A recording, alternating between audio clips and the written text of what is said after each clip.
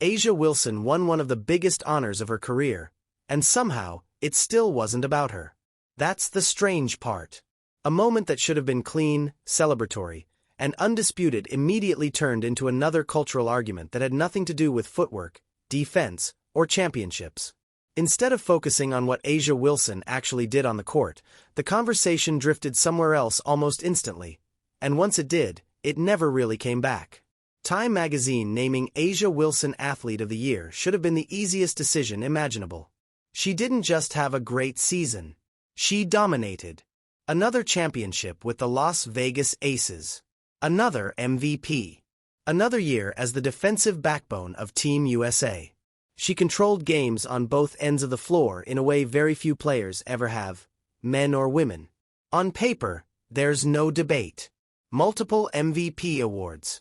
Titles. Olympic gold. A skill set that keeps evolving while everyone else is still trying to catch up. From a basketball standpoint, this was as straightforward as it gets. But the internet didn't talk about her post moves. It didn't break down her defensive reads. It didn't even spend much time celebrating her leadership. Instead, the reaction swerved, hard. Within hours, the conversation shifted away from A'ja Wilson's dominance and toward a completely different name. A name that wasn't on the cover. A name that wasn't winning the award. A name that, once again, became the center of a debate she didn't start. And that's where this story really begins. It didn't take long for the conversation to drift. Instead of staying locked in on A'ja Wilson's season, social media started doing what it always does, pulling in the biggest name it knows. Caitlin Clark's name began trending alongside the award, even though she wasn't the one being honored. Not because she said anything. Not because she challenged it. Simply because her presence in women's basketball has become impossible to avoid. For context, this wasn't new. Just a year earlier, Caitlin Clark had been named Time's Sportsperson of the Year after rewriting the college record books and entering the WNBA as the most visible rookie the league had ever seen. Her arrival brought new fans, new cameras, and a level of attention the league hadn't experienced at that scale before. But with that attention came something else. A narrative started forming, one that framed Clark as the singular reason the WNBA was finally getting noticed. It wasn't something she claimed, and it wasn't something she encouraged, but it spread anyway. Fans repeated it. Media amplified it. And slowly, it turned into a talking point that followed her everywhere. That's why her name resurfaced during A'ja Wilson's moment. Not because the two players were in competition, but because the media had already tied them together in the public imagination. One was positioned as the face of dominance inside the league. The other as the symbol of its sudden popularity. And once that connection was made, the article itself pushed things even further. Because buried inside a piece meant to celebrate A'ja Wilson was a paragraph that changed the entire tone of the conversation, and once people read it, there was no going back. The backlash didn't come from the headline. It came from one paragraph. Tucked inside the article was a section that framed Caitlin Clark's rise as the source of a toxic and racially divisive narrative. One that suggested she had been positioned as almost solely responsible for rescuing a league built by a mostly black player base. And once that framing hit social media, everything exploded. Because that wasn't just commentary. It was an accusation, direct or not, that attached a harmful storyline to a player who never pushed it herself. Fans immediately noticed the disconnect. Caitlin Clark didn't create that narrative. She didn't ask for it. She didn't benefit from it being framed that way either. The idea that she was being used to rewrite history didn't come from her mouth. It came from a mix of media framing, exaggerated fan takes, and an old culture war that never really went away. But the article didn't separate those things. It blurred them together. And in doing so, it made it sound like the divisive narrative was something Clark herself had fueled, something A'ja Wilson was reacting to personally. That's where the frustration boiled over. Because once you imply that a player is responsible for a narrative they've publicly rejected, you stop reporting and start reshaping reality. And for a lot of fans, that line had clearly been crossed. What made it worse was how familiar it all felt. This wasn't the first time a media outlet used Caitlin Clark's visibility as a stand-in for broader cultural tensions. And it wasn't the first time A'ja Wilson's achievements were filtered through someone else's spotlight. The result was predictable. A'ja's moment became a debate. Clark became a lightning rod. And the actual truth, what either player had actually said or done, got buried under outrage. And that's when people started pointing out something that made the framing even harder to defend. Because Caitlin Clark had already addressed this exact issue before, and her words didn't match the narrative being pushed at all.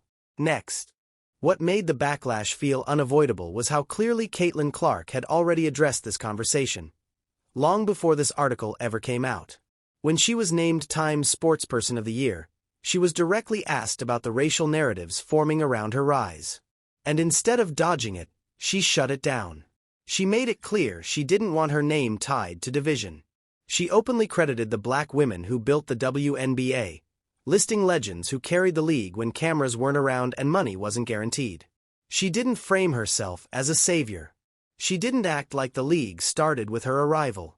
She pointed backward, not inward. That's what made the new framing feel so disconnected from reality. The narrative being criticized wasn't something Clark created. It was something attached to her. And once that distinction gets ignored, intent stops mattering. No matter how often she gave credit, her popularity still made her the easiest symbol. Every spike in ratings, every sold-out arena, every viral clip, instead of being discussed on its own, it got folded into a much bigger argument about who deserves recognition and who gets erased in the process. At a certain point, it didn't seem to matter what she said anymore. Silence was criticized. Speaking was dissected. Even praise was viewed with suspicion. The spotlight followed her, but so did the resentment that came with it. And while that storm kept growing around Caitlin Clark, something else was happening quietly in the background. A'ja Wilson's moment, the one this article was supposed to celebrate, was slipping away. This should have been the part where the conversation locked in on A'ja Wilson. Her evolution as a player alone deserved pages. The way her jumper expanded. How quickly she learned to punish double teams. The control she brings defensively, anchoring the paint while still switching onto guards when needed. The leadership she's grown into inside a locker room filled with stars. Instead, her season became background noise to a debate she didn't ask to be part of. Rather than breaking down her game, much of the attention shifted to how she felt about Caitlin Clark's popularity. As if her greatest achievement needed context from someone else's rise. As if winning MVPs and championships somehow required an asterisk unless they were explained through a larger cultural lens. When A'ja Wilson finally addressed it, her response wasn't bitter. It wasn't personal. She made it clear she was going to keep doing what she's always done. Winning, improving, building a resume that speaks for itself. Her concern wasn't about being overshadowed. It was about history being flattened. She talked about the early years of the WNBA. The lack of charter flights. The absence of national TV deals. The players who stayed invested in the league when very few people were watching. That perspective wasn't wrong. If anything, it was overdue. But once again, the message got tangled. Because instead of being heard as a reminder to honor the past, it was received by some as another shot across Caitlin Clark's bow. Another moment where her name became shorthand for everything people were frustrated about. And that's where the tension deepened. Not because the history didn't matter, but because it kept getting framed as if one player's visibility automatically meant another's erasure. That framing didn't just confuse fans. It started dividing them. At some point, honoring history stopped sounding like appreciation and started feeling like enforcement. There's a difference between saying the WNBA has deep roots and using those roots to shut down any conversation about what's happening right now. And that line kept getting crossed. Every time Caitlin Clark's impact was mentioned, the response wasn't analysis. It was correction. A reminder. A lecture. As if acknowledging the present automatically disrespected the past. That's where a lot of fans started checking out. Not because they didn't care about the league's history, but because the conversation felt stuck. Instead of letting new fans learn naturally, the tone became defensive. Instead of explaining growth, it turned into gatekeeping. And the more that happened, the more Caitlin Clark became a symbol instead of a player. A'ja Wilson, meanwhile, was getting boxed into a role she never claimed. She wasn't positioned as the face of resentment, but the framing nudged her there anyway. Two elite players, neither attacking the other, forced into opposite corners by a narrative neither controlled. It's worth pausing here, because if you're still watching, you probably care about the game itself, not just the noise around it. And that's exactly why conversations like this matter. Women's basketball is finally pulling in people who want to understand what's actually happening, not just repeat headlines.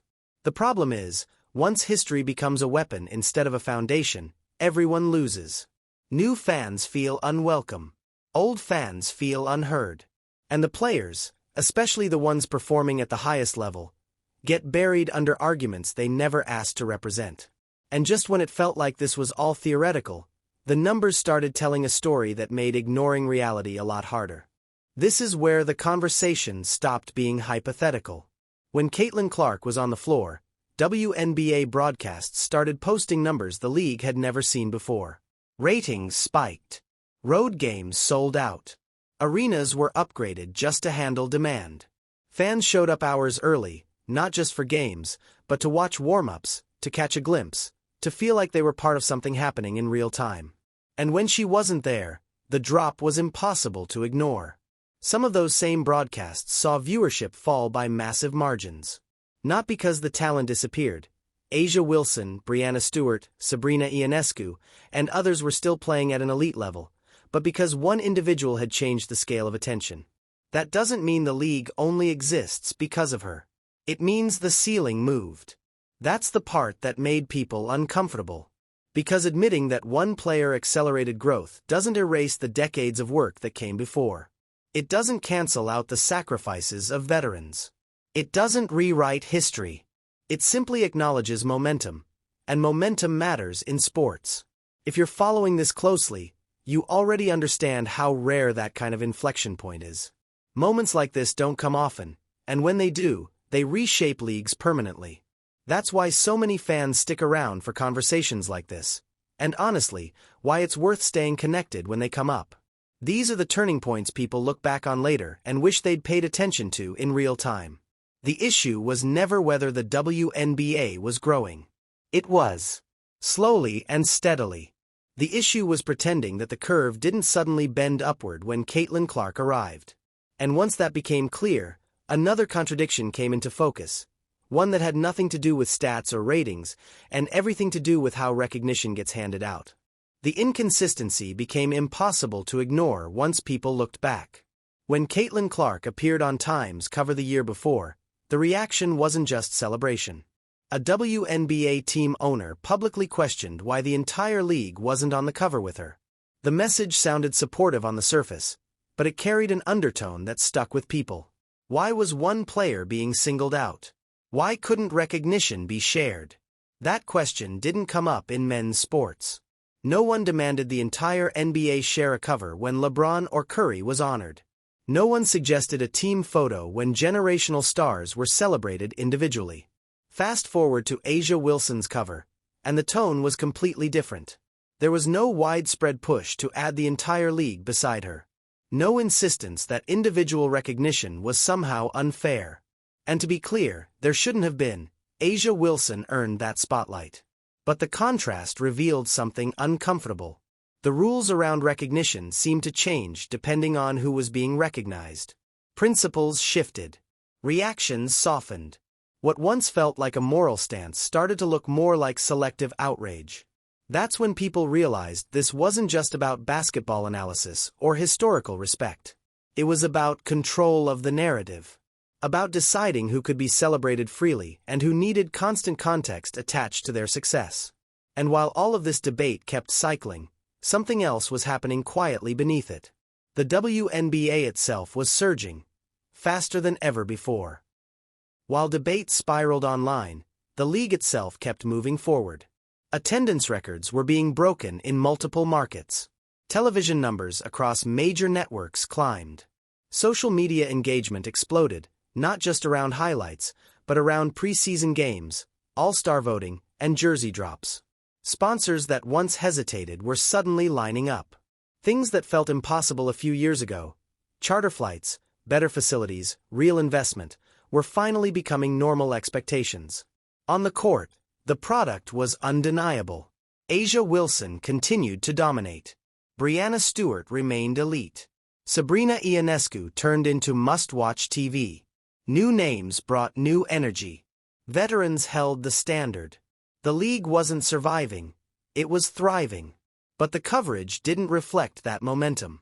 Instead of evolving with the game, the narratives kept circling the same arguments. Praise came with disclaimers. Success came with footnotes. Every breakout moment felt like it needed permission from the past before it could stand on its own. That disconnect is what frustrated so many fans. Not because they didn't care about history, but because the present deserved room to breathe. The WNBA had reached a point where it could celebrate stars without apologizing for them. A'ja Wilson didn't need comparison to validate her greatness. Caitlin Clark didn't need erasure of others to explain her impact. Both things could exist at the same time. And once you accept that, the solution becomes obvious. The path forward is actually simple. Celebrate A'ja Wilson fully when she earns something like this. Talk about her dominance without detours. Break down her skill set, her leadership, her journey, and what makes her one of the most complete players the league has ever seen, without dragging another name into the frame. Do the same for Caitlin Clark when she bends the business side of the sport in ways the numbers can't ignore. Analyze her game. Acknowledge her popularity. Be honest about her impact, without pretending she single-handedly built something that existed long before her. Both of these truths can live side by side. The WNBA doesn't grow by forcing rivalries that don't exist. It grows by letting greatness stand on its own. By trusting fans to understand nuance. By allowing the present to shine without treating history like a shield or a weapon. Right now, the league is in one of the most exciting stretches it has ever seen. The talent is elite. The momentum is real. The audience is expanding fast. What's holding it back isn't the players. It's the narratives lagging behind the reality on the court. If coverage catches up to the moment, everyone wins. The players, the fans, and the future of the league. And if this is the kind of breakdown you want more of, the kind that cuts through noise instead of feeding it, make sure you like the video, subscribe, and jump into the comments. This conversation doesn't end here, and the WNBA's next chapter is just getting started.